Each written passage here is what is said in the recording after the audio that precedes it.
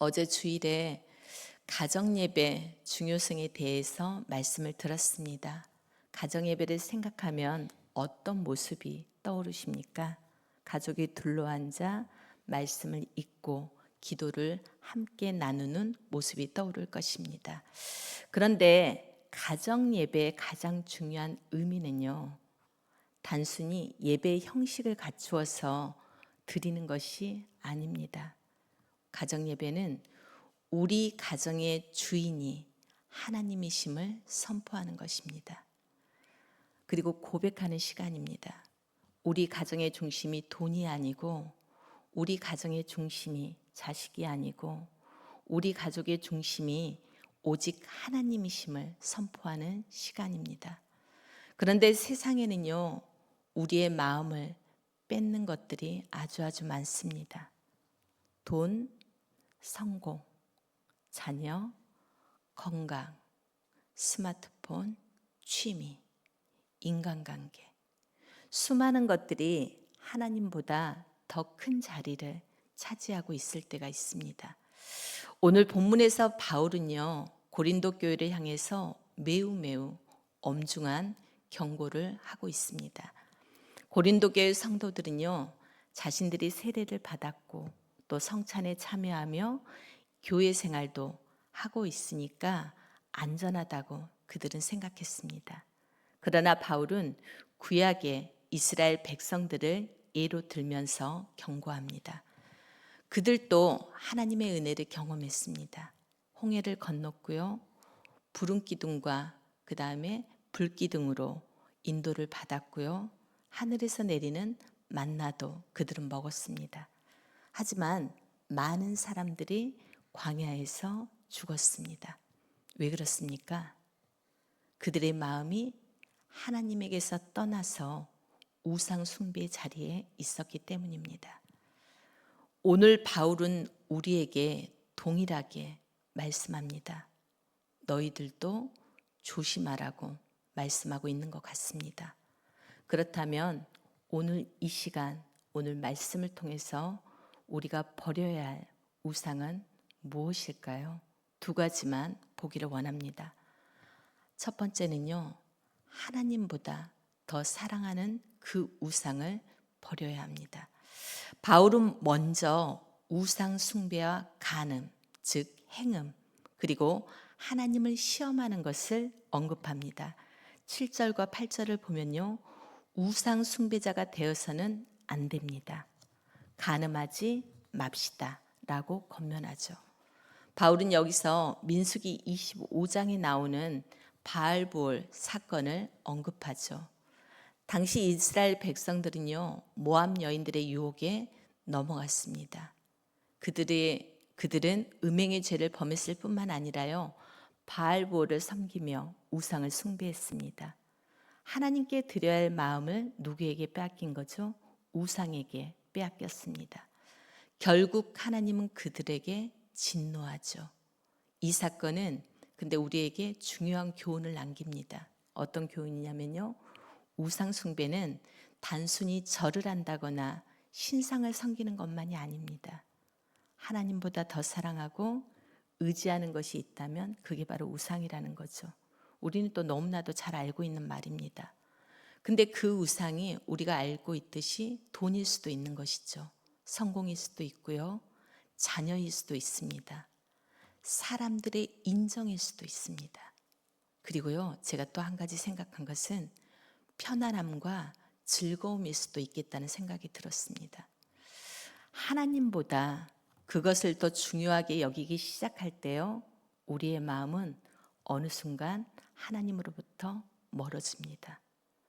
바울은 광야의 이스라엘 백성들의 실패를 통해서 하나님보다 다른 것을 더 사랑하지 말라라고 분명하게 경고하고 있습니다. 오직 하나님만이 우리의 가장 소중한 분이시기 때문입니다. 우리는 쉽게 말합니다. 나는 우상 숭배하지 않습니다라고. 그러나 오늘 말씀은 우리에게 다시 한번 질문합니다. 정말 하나님을 가장 사랑하고 있는지를. 우리 마음을 가장 많이 차지하고 있는 것은 무엇인지를, 우리의 시간과 관심은 어디에 있는지를. 또한 바울은 하나님을 시험하지 말라라고 권면합니다. 이스라엘 백성들은 계속해서 광야에서 불평합니다. 왜 우리를 여기까지 데려왔는지, 왜 이렇게 힘든 길을 걷게 하는지, 왜 이런 어려움을 겪게 하는지. 그들의 문제는 환경이 아니라 하나님을 믿지 못한 것이었습니다. 하나님의 뜻에 순종하기보다는 자기의 뜻을 이루려고 했습니다. 근데 오늘 우리도 마찬가지입니다. 왜 이런 일이 내게 일어났는지, 왜 기도가 응답되지 않는지, 이런 마음이 계속되면요, 하나님을 믿기보다는 우리는 하나님을 원망하게 됩니다. 그리고 어느 순간 불평의 자리에 앉게 됩니다. 신앙은요, 하나님을 다 이해하는 것이 아닙니다. 이해되지 않아도 하나님을 믿는 것이 신앙입니다. 오늘 우리 마음속에 하나님보다 더 사랑하는 것이 있지 않습니까? 하나님보다 더 많은 시간을 쏟고 있는 것이 있지 않습니까? 하나님보다 더 붙들고 있는 것이 무엇입니까? 오늘 그 우상들을 온전히 내려놓기를 원합니다. 그리고는 우리의 삶 가운데 하나님을 가장 높은 자리에 올려놓는 시간이 되기를 원합니다. 잘 안 됩니다. 저도 해보니까 정말 안 되더라고요. 순간순간 붙들게 되더라고요. 무엇을요? 내가 좋아하는 것들을, 내가 좋아하는 취미를 붙들게 되고 내가 좋아하는 것들을 붙들게 되는 저의 모습을 발견할 수 있었습니다. 그런데 다시 한번 오늘 이스라엘 백성들을 통해서 경고하신 그 엄중한 경고를 우리가 다시 한번 이 시간 붙들기를 원합니다. 그 다음에 두 번째는요, 하나님을 믿지 못하게 하는 불평을 내려놓기를 원합니다. 바울은 마지막으로요, 불평하지 말라라고 말합니다. 10절이죠. 10절 다시 한번 보기를 원합니다. 이렇게 말씀합니다. 그들 가운데 얼마가 불평한 것과 같이 불평하지 마십시오. 그들은 파멸시키는 이에게 멸망을 당하였습니다. 라고 말씀하십니다. 우리는 이 불평을요, 가벼운 감정 표현 정도로 생각할 때가 많습니다. 그죠? 불평할 수도 있죠. 때로는 이렇게요. 하지만 성경은 이 불평을 오늘 말씀해 보니까 심각한 죄로 말씀합니다. 왜 그렇습니까? 불평은요, 결국 하나님의 선하심과 하나님의 그 인도하심을 믿지 못하게 하기 때문입니다. 광야의 이스라엘 백성들은요, 수많은 기적을 경험했습니다. 서두에서도 말씀드렸다시피요, 홍해가 갈라지는 것을 그들은 보았습니다. 하늘에서 만나가 내리는 것도 그들은 보았습니다. 낮에는 구름 기둥으로, 밤에는 불 기둥으로 인도하는 것도 그들은 경험했습니다. 그럼에도 불구하고 그들은 계속 불평했습니다. 왜입니까? 문제보다 크신 하나님을 믿지 못했기 때문에 그렇습니다. 은혜보다 현실을 더 보았기 때문입니다. 사실 우리도 그렇습니다. 조금 어려운 일만 생겨도요, 뭐가 먼저 나오죠? 감사가 먼저 나오십니까? 불평이 먼저 나오십니까? 불평이 먼저 나옵니다. 하나님께서 주신 은혜보다는요, 아직 없는 것을 먼저 바라봅니다. 그러나 믿음은요, 현실을 부정하는 것이 아닙니다. 현실보다 크신 하나님을 바라보는 것입니다. 불평은 문제를 크게 만듭니다. 그러나 감사는요, 하나님을 크게 바라봅니다. 불평은요, 부족한 것을 보게 됩니다.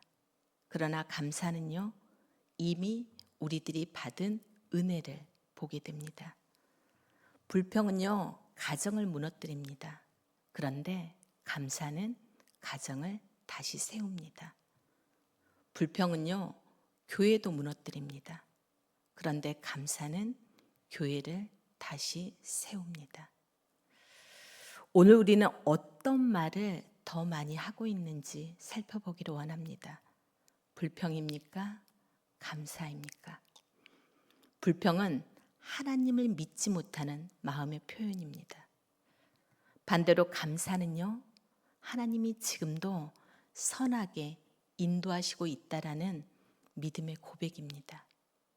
오늘 하루도 우리가 이렇게 살기를 원합니다. 주님, 우리의 입술 가운데 불평과 원망의 입술을 걷어주시옵소서. 불평 대신 우리의 입술 가운데 감사가 넘치게 하옵소서. 환경보다는 하나님만을 바라보게 하옵소서라고요. 광야 같은 삶 속에서도 우리는 오직 하나님만을 믿는 믿음의 사람들이 모두 되시기를 주님의 이름으로 축복합니다. 말씀을 맺습니다. 오늘 본문은 그런데 경고로만 끝나진 않습니다. 우리가 읽은 13절 말씀은 우리에게 큰 소망으로 다가옵니다. 다시 한번 함께 읽기를 원합니다. 여러분은 사람이 흔히 겪는 시련밖에 다른 시련을 당한 적이 없습니다. 하나님은 신실하십니다. 여러분이 감당할 수 있는 능력 이상으로 시련을 겪는 것을 하나님은 허락하지 않으십니다. 하나님께서는 시련과 함께 그것을 벗어날 길도 마련해 주셔서 여러분이 그 시련을 견뎌낼 수 있게 해 주십니다. 라고 말씀합니다. 우리는 솔직히 연약합니다. 우리는 솔직히 부족합니다. 때로는 하나님보다 세상을 더 사랑하기도 합니다. 이게 솔직한 고백입니다.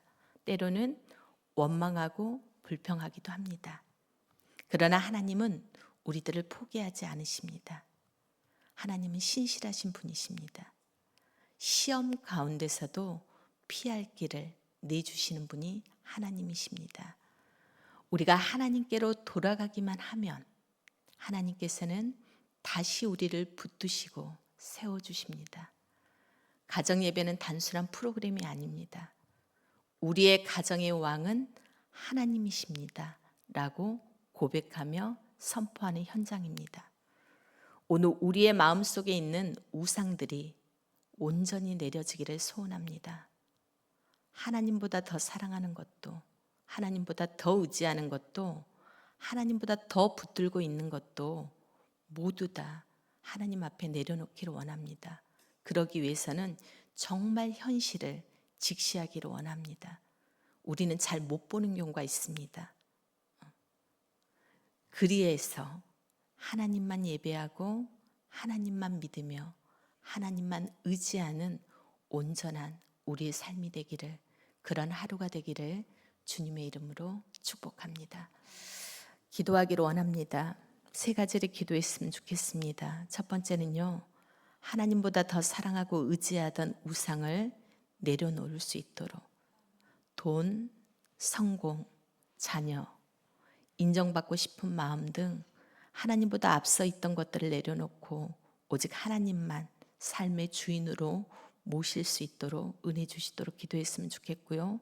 두 번째는 어떤 어려운 상황 속에서도 환경보다는 하나님만을 바라보고 감사와 순종으로 살아갈 수 있는 우리들이 될 수 있도록, 마지막으로는요, 우리 모든 교회 성도님들의 가정의 가정 예배가 온전히 회복될 수 있도록 기도했으면 좋겠습니다.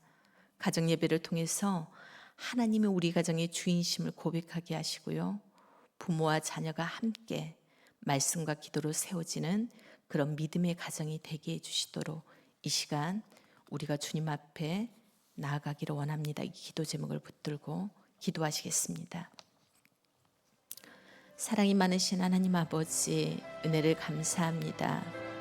오늘도 말씀을 통해서 우리 마음속에 자리 잡고 있는 우상을 돌아보게 하시니 감사합니다. 하나님보다 더 사랑하고 의지했던 것들이 있다면 이 시간 내려놓을 수 있도록 인도하여 주시옵소서. 돈과 성공, 자녀와 세상의 즐거움이 아니라 오직 하나님만이 우리 삶의 가장 높은 자리에 계실 수 있도록 인도하여 주시옵소서.